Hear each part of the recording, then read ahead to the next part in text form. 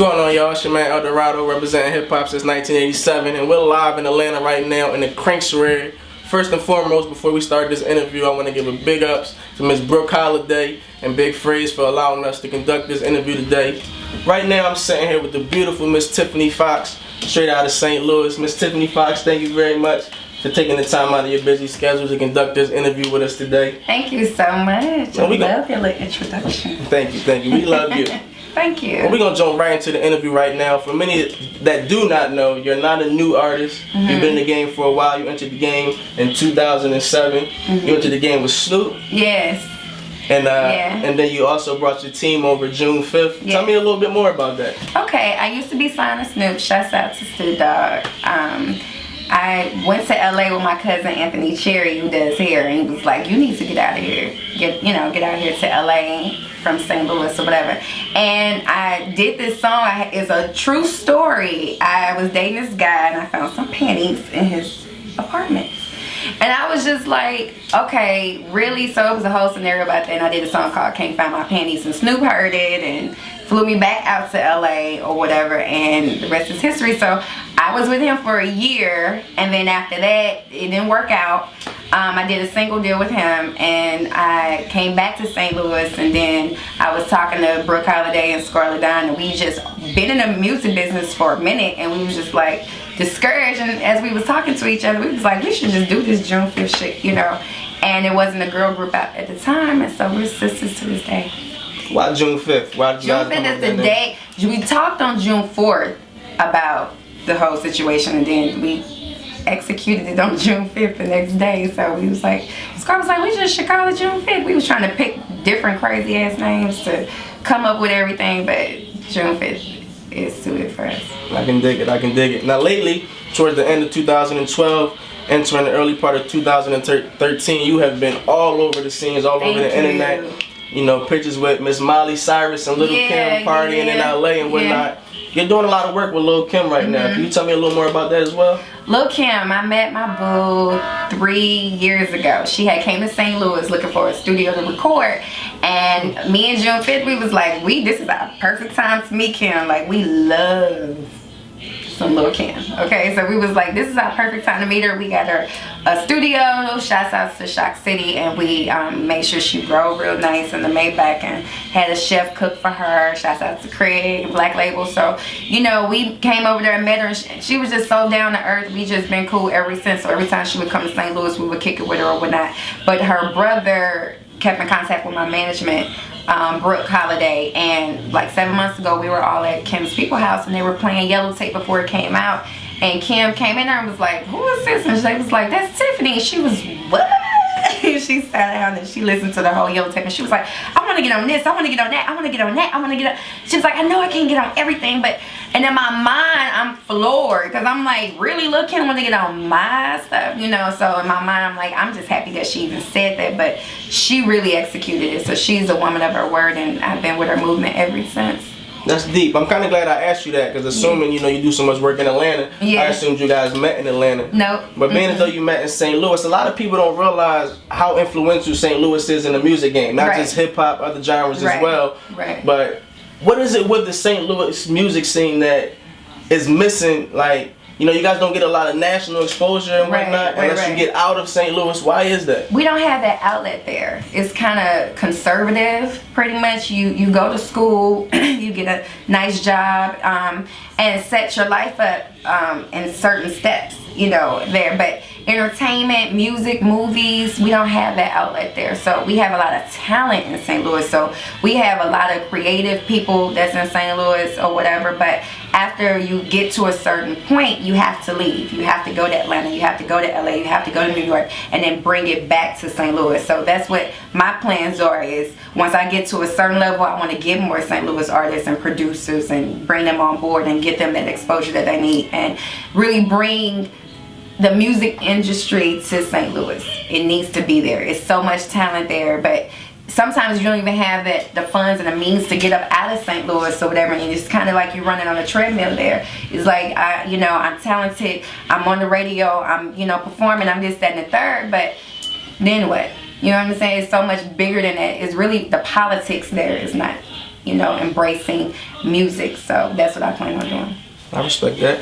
You also spoke about dropping your mixtape, The Yellow Tape. Now, I was introduced to you through Big Freeze when you guys were recording music for the Power mixtape that dropped earlier, toward the end, I guess you could say, of 2012. Yes, indeed. Yeah. And then, I decided, let me find out what's going on about this young lady. I digged a couple verses that you laid and whatnot. Okay. It wasn't just your beauty, it was your lyrics and whatnot. Thank you. So I decided to do a little research on you. I listened to The Yellow Tape. You can definitely download The Yellow Tape on Hip Hop Since 1987 right now. Make sure you do that immediately following this interview. But I just want to know what inspired you on a few of those tracks. Yellow Tape. Yellow Tape was basically like a rebellion. It was like, I think every girl has some type of ratchet, raunchy, raw substance about her or whatnot. But I've been making huge records for years, and I've been doing what everybody else has asked me to do, whether it's management, whether it's producers, whether it's labels, or my group members or whatnot.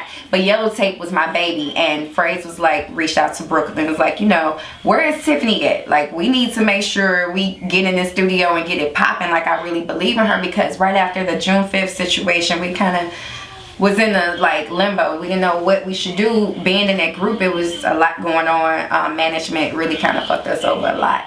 We had been through a lot. We had experienced a lot. We hit rock bottom, and it was just like, Phrase was like, I know what I need to do. And they was like, Tiffany, we'll go ahead and support you. So Brooke Holiday is my management, and Scarlett Dine, she handles a lot of my other ventures or whatnot. And Phrase was like, let's do it. And from that point on, it was like I could be who I wanted to be. Phrase pretty much birthed the whole Tiffany Foxx Goaldigger brand, because I was like so confident and I just had so much to say that I was like, okay, the production matched what I was talking about, and we had did that tape in like a week because it was just like, it was so much that I wanted to get off my chest. So Yellow Tape really does identify with the raw and organic Tiffany Foxx. I respect that. You just gave mention to, a bit of the trials and tribulations you went through as a female group, when you first began. Right. What are some of the trials or tribulations that you face today being a female MC? You would think that you would have issues with other females MCs. Of course I hear them doing whatever, saying whatever, that I don't mind that. But it's really the guys that has the whole bitch assness problem. It really is. If you're not dating them, if you're not sleeping with them, if you're not laughing at their jokes, if you ain't smiling so hard, then it's like, F that bitch and this and all of that type of shit. Then it's like, but I done got to a point where I have a thick skin. You can say whatever you want to say about Tiffany Foxx. And in this business, you either gonna be the hoe or the bitch. So I don't mind being the bitch all day. So it is what it is. I'm a businesswoman. I'm a brand. And I face stuff every day, whether it's media, whether it's the blogs, whether it's expectations or whatever. I face it all the time. But what I will say is I do it for me, and I do it for my Goaldiggers, Goal. They support me so much, and I'm so in love with them. That's why I'm not in love with nobody else. I'm single, and because I love hard. And I give 100% to anything that I do, and I can't give 100% to my relationship right now and not give 100% to my music, because one of them will be neglected. So I'm cool with just doing music, and that's it.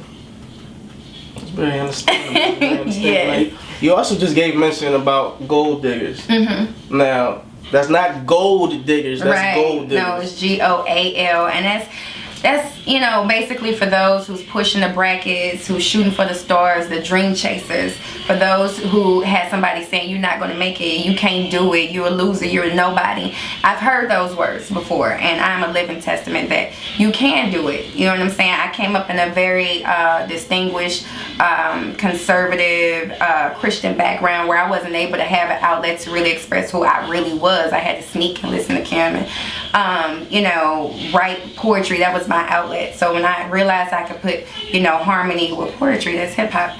So, I'm here today and I'm excited about it. I can dig it. You're definitely a very creative, stylish, and fashionable artist and whatnot. That's why my sound is called street couture. So I kind of bring this sidewalk to the catwalk or catwalk to the sidewalk. However, anything that I talk about, I'm pretty much going to incorporate couture, fashion. I love fashion.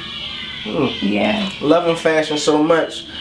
There are a lot of fashionable producers in the game right now. Kanye, Pharrell. I love Kanye. Give me three producers right now that you would love to work with. Kanye. Well, Bang was one of them, but I work with Bang now, so that's off my bucket list. So it was Bang, Kanye, and I would love to work with Mike Will. Yeah, but I have a lot of producers that's in St. Louis that's so talented. They're hungry. Bray Young, Loudy, Vega. That's in St. Louis. I would love to work with anybody that's up and coming and hungry. I can dig it. I can dig it. If your phone rang right now and it was Spike Lee, and he was calling to let you know that he was making a film, and you were his ideal star actress in the movie, but there was one catch. Okay. You had to have a sex scene in the movie. You could pick anybody in the world, but you had to do it. Who would it be? How much was he paying me? I mean, it's Spike Lee. He has a big budget. No, I don't. And if he calls Will Smith and Tyler Perry, it might be up in the upper 100 million. No. You will definitely see me in movies soon. You're gonna see me on your television screen a lot, but it won't be doing those sex scenes. Now it might be a body double where you might think it's me, but no, I can't really see myself doing I can respect that. I can respect that. Yeah. A lot of women, you know, they might sell themselves short for some money, so I can definitely respect a woman who has morals and standards. Thank you. Definitely respect that. Thank you. What can we look forward to hearing from Tiffany Foxx in the remainder of 2013? Well, you can see Tiffany Foxx. I'm going to have my Goaldiggers mixtape that's coming out soon. I've been trying to get Goaldiggers out for the longest, but everybody is starting to really realize who I am, since they realize, oh, that's the girl that cut all of her off. It used to be long and black or long and red. Now it's white, you know. So they're researching and doing their homework or whatnot. So you will see me with my mixtape Goaldiggers coming out. You will see me on your TV screens, your magazines. I'm definitely becoming a household name, and I'm not going nowhere. That's why I told these bitches to get their shit together 2012, because I was hibernating, preparing for right now to take over this year and the next 1,000 summers. Download that mixtape, The Yellow Tape, on Hip Hop since 1987 right now. Stay tuned for a lot more from this lady up and coming. Hip Hop since 1987.com. Log on.